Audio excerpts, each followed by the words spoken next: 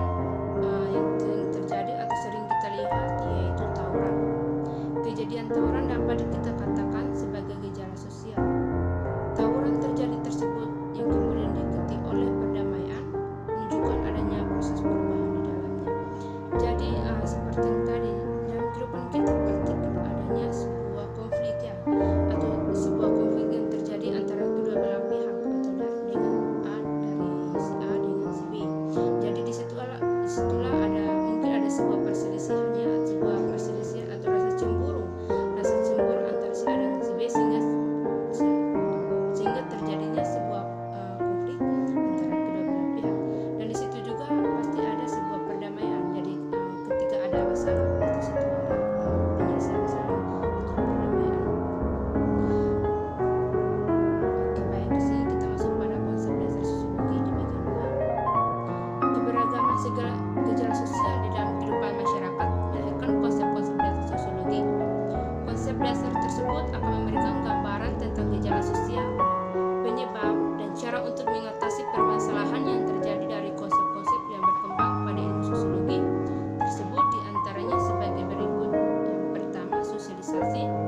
Yang kedua, kelompok sosial. Yang ketiga, stratifikasi sosial. Sosialisasi adalah seluruh proses seorang individu sejak masa kanak-kanak sampai dengan dewasa berkembang, berhubungan, mengenal, dan menyesuaikan diri dengan individu-individu yang hidup dalam masyarakat di sekitarnya. B. Kelompok sosial. Kelompok sosial adalah kumpulan beberapa orang yang menyadari bahwa dia merupakan sebagian dari kelompok. Adanya hubungan timbal balik antara anggota, ada faktor pemersatu dan bersistem serta berproses. Jadi dalam kehidupan kita, baik dalam keluarga kita atau kelompok sosial ya, atau kelompok sosial, setelah pasti ada sebuah hubungan timbal balik antara anggota kelompok, baik itu individu dengan individu dengan kelompok, dan lain sebagainya. Stratifikasi sosial. Stratifikasi sosial adalah perbedaan penduduk atau masyarakat ke dalam kelas-kelas secara bertingkat. Stratifikasi sosial berarti kita berbicara tentang perbedaan penduduk ya. Di sini kita berbicara tentang perbedaan penduduk, contohnya seperti orang kaya dengan orang miskin, atau orang yang berada dan orang yang tidak berada. Jadi di dalam kehidupan kita sehari-hari, baik itu di lingkungan sekolah atau bahkan di lingkungan masyarakat, adik-adik pasti tahu atau ada pasti melihat perbedaan penduduk dari orang yang berada dan orang yang tidak berada, atau dari kelas atas, kelas menengah, dan kelas bawah. Itu adalah stratifikasi sosial. Ketiga, kita masuk pada fenomena gejala sosial di masyarakat. Fenomena gejala sosial di masyarakat, ilmu sosiologi tentu sangat fokus mempelajari berbagai gejala sosial di masyarakat. Melalui kajian sosiologi, kita akan lebih mudah menilai interaksi-interaksi yang terjadi di dalam masyarakat. Setiap interaksi yang terjadi merupakan gejala wajar di dalam kehidupan. Gejala-gejala yang biasanya terjadi meliputi nilai-nilai dalam bermasyarakat, kelompok sosial, proses sosial, perubahan sosial, dan masih banyak lagi. Di setiap gejala sosial, ada yang berjalan baik dan ada pula yang tidak baik. Keduanya tidak bisa kita hindari. Gejala-gejala yang tidak wajar inilah yang disebut sebagai masalah sosial. Banyak gejala sosial yang dapat kita temukan, misalnya tawuran, pengangguran, kemiskinan, dan masih banyak lagi. Sosiologi tidak hanya meneliti gejala-gejala sosial yang terjadi. Jauh dari itu, sosiologi juga berfungsi untuk menemukan berbagai realitas atau fakta sosial dari masalah sosial yang terjadi. Di dalam kehidupan kita sehari-hari, adik-adik sekalian, setelah kita tidak pernah terhindar dari yang namanya gejala sosial.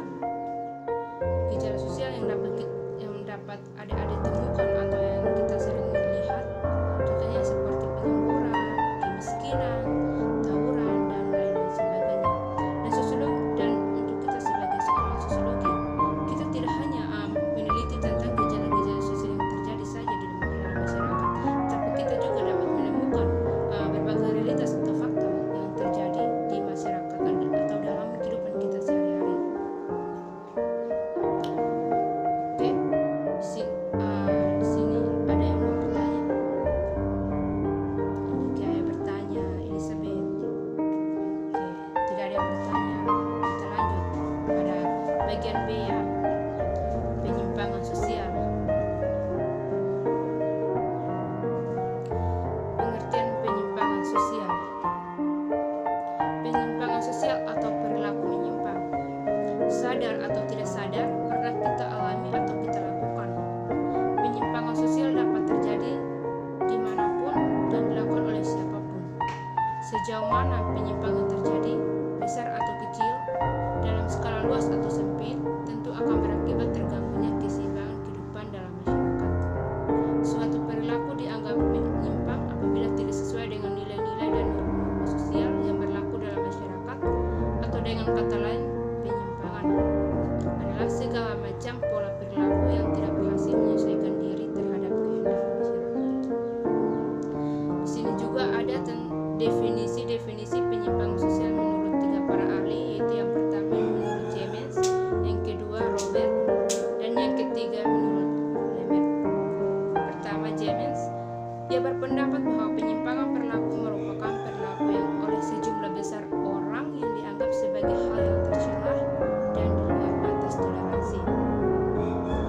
B. Menurut Robert, dia berpendapat bahwa perilaku menyimpang adalah semua tindakan yang menyimpang dari norma yang berlaku dalam sistem sosial dan menimbulkan usaha dari mereka yang berwenang dalam setiap itu untuk memperbaiki perilaku.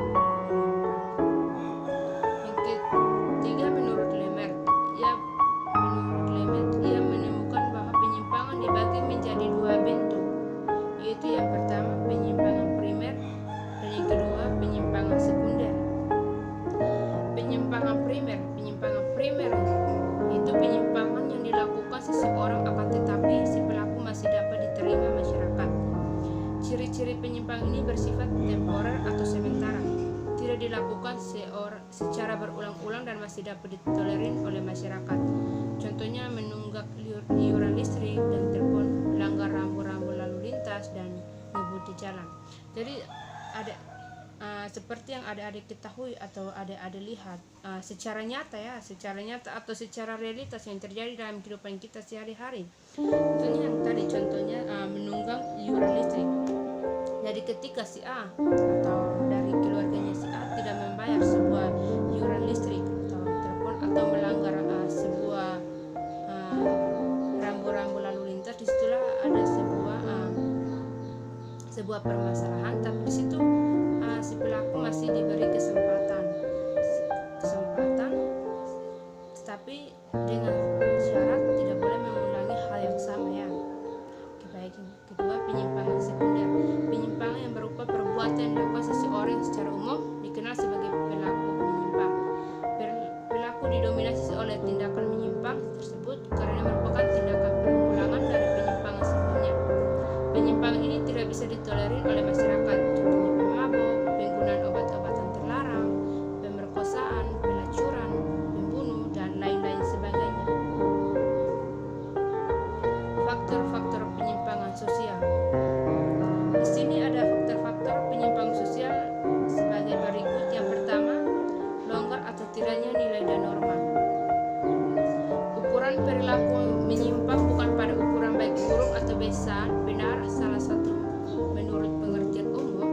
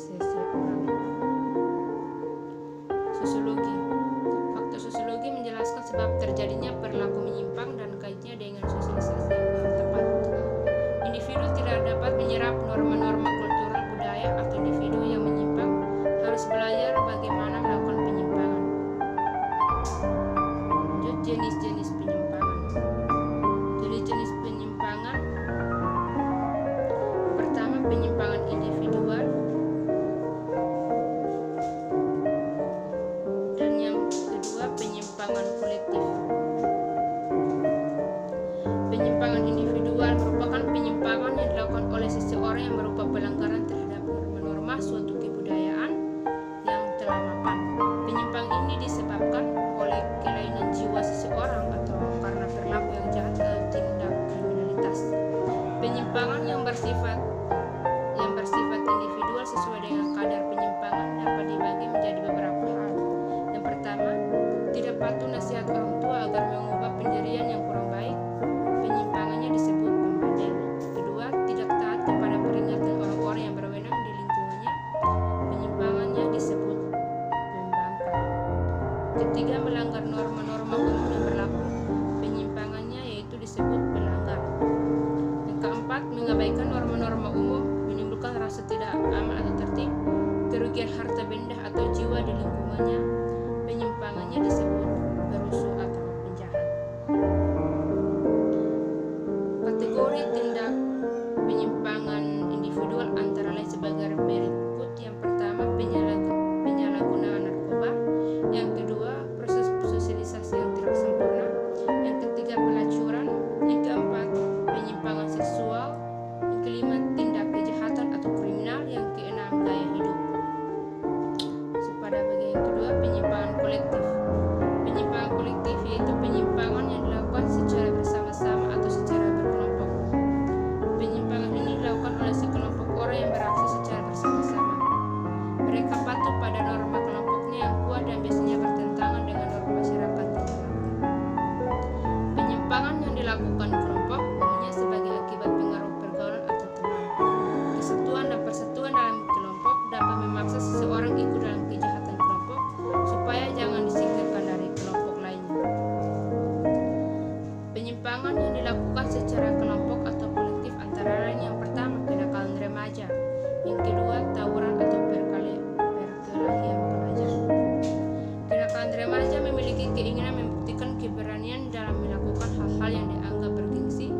Sekelompok orang melakukan tindakan-tindakan yang nyerempet bahaya, misalnya kebut-kebutan dan membentuk geng-geng yang membuat onar. Dua, tawuran atau perkelahian pelajar. Perkelahian antara pelajar termasuk jenis kenakalan remaja yang pada umumnya terjadi di kota-kota besar sebagai akibat kompleksnya kehidupan di kota besar. Demikian juga tawuran yang terjadi antara kelompok atau etnis atau warga yang akhir-akhir ini sering muncul. Tujuan perkelahian bukan untuk mencapai nilai yang positif, melainkan sekedar untuk balas dendam atau pamer kekuatan atau untuk tunjuk kemampuan. Jadi contoh perkelahian yang terjadi dalam sekolah pasti ada sudah ketahui bahwa itulah timbulnya sebuah perkelahian atau sebuah tawuran antara pelajar dengan pelajar atau remaja dengan remaja dan lain sebagainya. Contohnya seperti ini, gambar di sini terjadinya sebuah perkelahian antara pelajar dengan pelajar, remaja dengan remaja dan lain sebagainya. Dampak penyimpangan sosial. Dampak penyimpangan sosial terhadap diri sendiri atau individu. Seseorang yang melakukan tindak penyimpangan oleh masyarakat akan dicap sebagai penyimpang. Sebagai tolok ukur penyimpangan atau tindaknya suatu perilaku ditentukan oleh norma-norma atau nilai-nilai yang berlaku dalam masyarakat. Setiap tindakan yang bertentangan dengan norma yang akan berlaku dalam masyarakat akan dianggap sebagai penyimpangan dan harus ditolak. Akibat tidak diterima atau ditolak perilaku individu yang bertentangan dengan nilai dan norma masyarakat, maka berdampaklah bagi si individu tersebut dengan hal-hal sebagai berikut. Yang pertama, terkucil. Kedua, terganggunya perkembangan jiwa. Ketiga, rasa bersalah. Oke, baik, materi kita cukup sampai di sini. Di sini ada yang mau bertanya?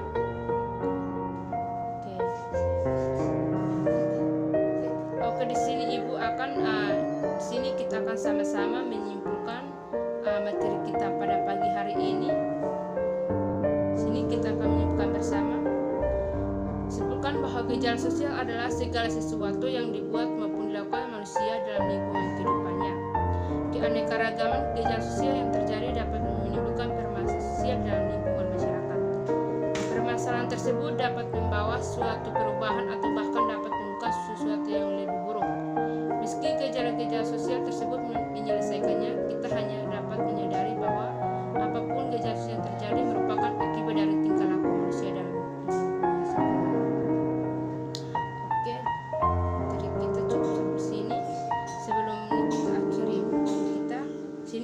memberikan tugas individu. Jadi tugasnya minggu depan baru kumpul. Ibu berharap semuanya harus kerja ya, semuanya kerja sehingga minggu depan kumpul dan kerjanya secara individu. Di sini ibu akan membacakan tugas kelompoknya, tugas individunya. Itu yang pertama, jelaskan sebab-sebab seseorang melakukan tindak kejahatan dalam bentuk pencurian menurut pendapatmu. Yang kedua, mengapa orang yang melakukan penyimpangan primer masih dapat diterima oleh masyarakat sekitarnya. Yang ketiga, apa yang dimaksud bahwa penyimpangan yang dilakukan seseorang berkaitan dengan kondisi biologis dan fisiknya.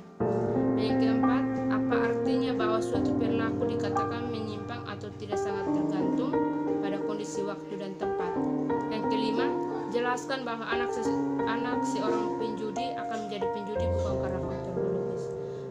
Oke, sampai kerja ya, tugasnya secara individu ya.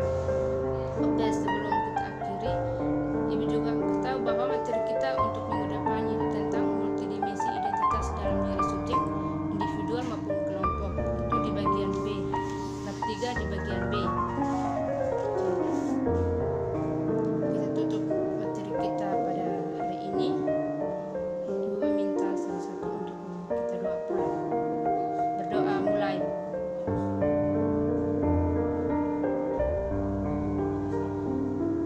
Berdoa selesai.